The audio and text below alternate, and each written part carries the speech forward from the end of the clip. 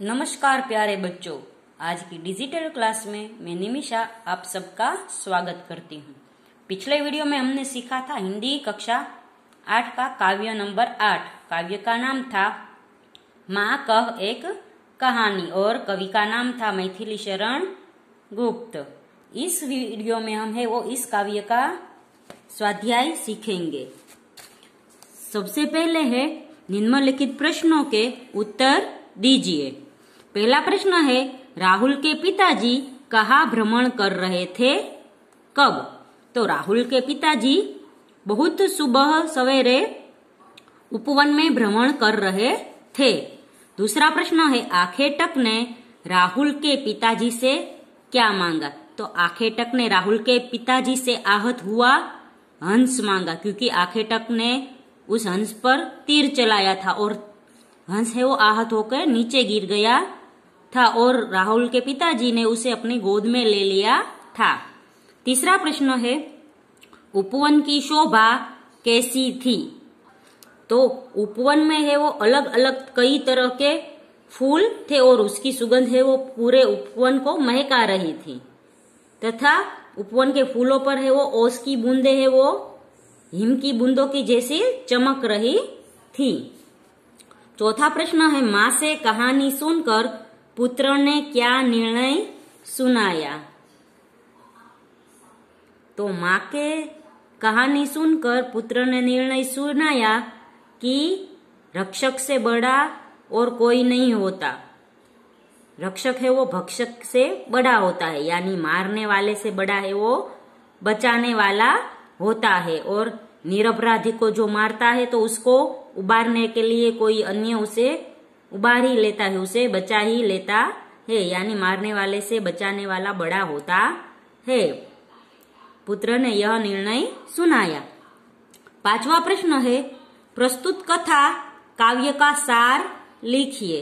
तो बच्चों, इस कथा काव्य में हमें सार दिया है कि हमें है वो किसी भी पशु पक्षी प्राणी को बिना कारण या नुकसान नहीं पहुंचाना चाहिए। वो बेजुबान जानवर है, उसे हमें है वो प्यार से रखना चाहिए, उसको हत्या नहीं करनी चाहिए।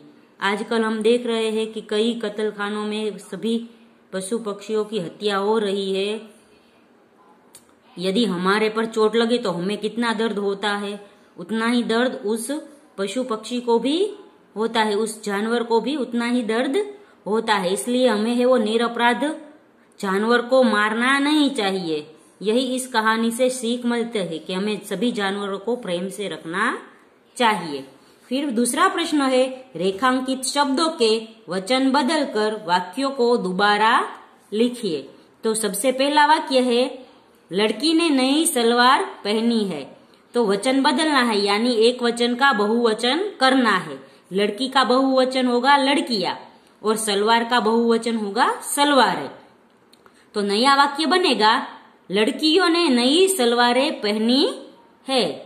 दूसरा है, अध्यापक ने छात्रों को कहानी सुनाई।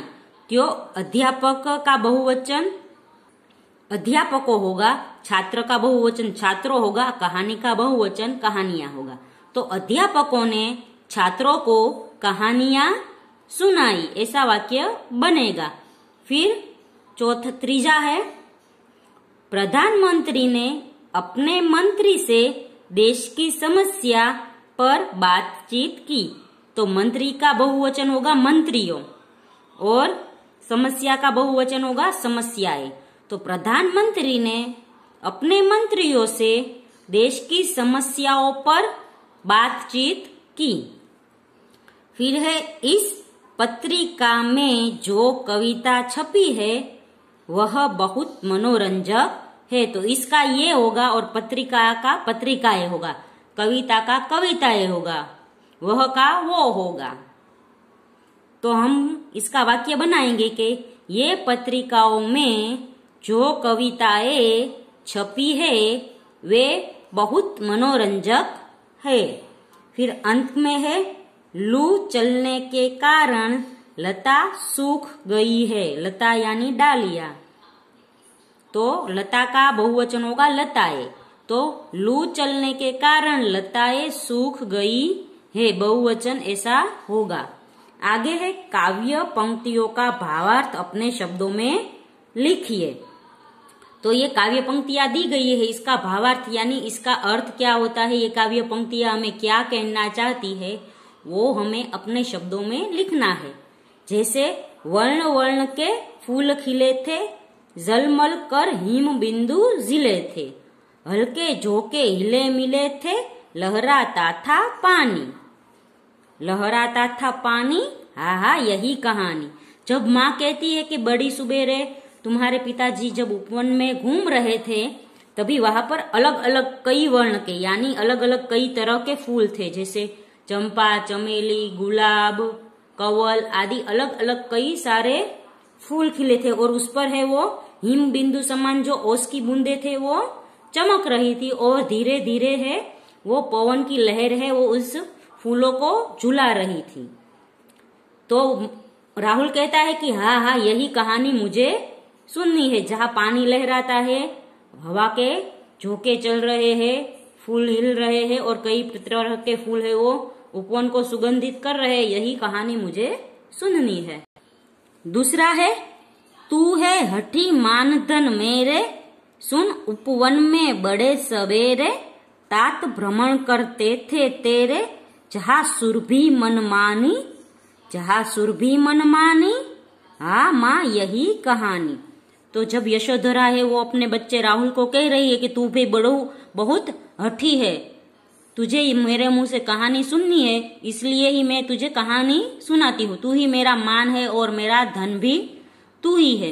तो सुन, मैं तुझे कहानी सुनाती हूँ कि एक बार बहुत सवेरे उपवन में यानी बगीचे में तुम्हारे तात यानी पिताजी भ्रमण कर रहे थे, और आजू बाजू में जो फूलों की सुगंध थी वो बहुत ही महकती थी। फूलों की सुगंध है वो सबको अच्छी लगती है, तो सारा उपवन में वो फूलों से महक रहा था।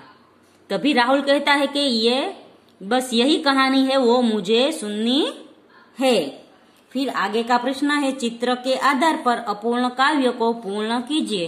तो यहाँ पर एक चित्र दिया गया है और 2 पंक्तियां लिखी है, इसमें मैंने थोड़ी 3 पंक्तियां और लिख दी है।